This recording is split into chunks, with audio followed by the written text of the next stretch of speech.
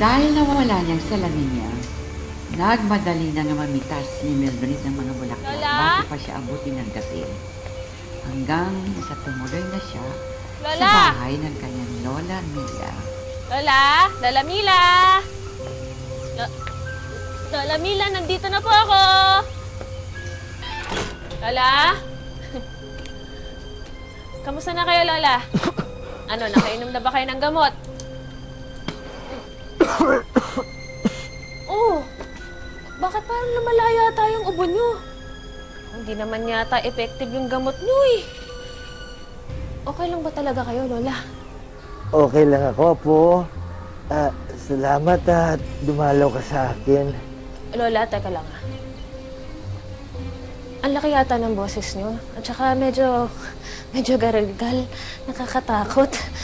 Bakit po ganun? Yung ba, Apo, ay... Apo, para makasagot ako sa iyo ng malinaw. Lola? Pagpasensyahan mo na lumala ang ubo ko kaya nagkaganito ang boses ko. Lola, yung mata nyo, bakit ganyan ang laki-laki? Tsaka, bilog na bilog. Apo, dinilat ko talaga maigi para mas makita kita ng malinaw. Hala! Anong nangyari dyan sa kamay nyo? Ang laki! At saka ang lapad! Aray!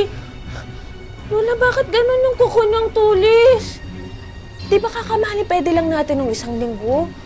Bakit ganun yung mga kamay niyo? Apo para mas mayakap kita at mahawakan kita maigi. Ayaw mo ba yun? Ay, siya. Halika. Yakapin mo ang lola mo.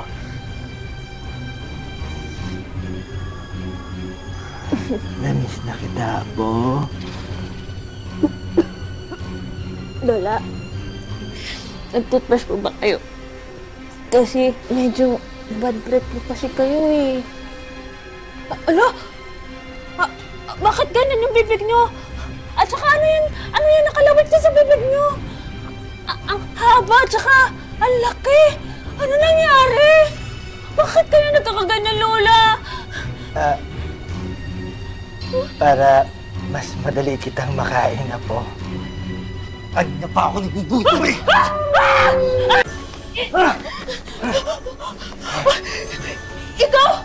Ikaw yung wolf kanina! Niloko mo ako, akala ko pa naman mabait ka! Kasalanan mo rin. Nagpaloko ka sa akin. Nagpabola ka! Nasaan ang lola ko, ha? Anong ginawa mo sa kanya? Huwag ka mag-alala. Sasabihin ko sa'yo kapag nalapan na kita. Magkakaroon yun kayong dalawa kapag nasa loob ko na nagtiyang ko!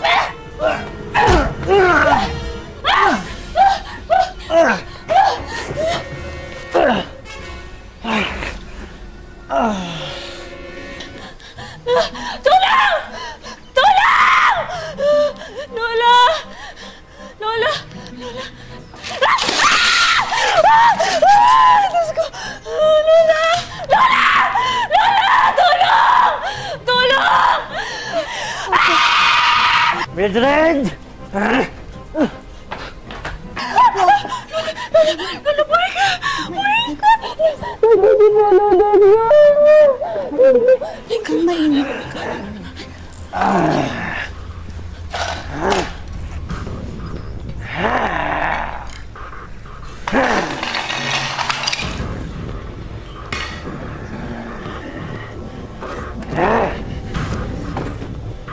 Mildred!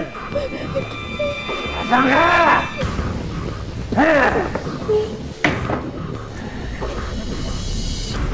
Mildred! Kahit saan ka magtago, mahanap kita! Kakainin kita, Mildred!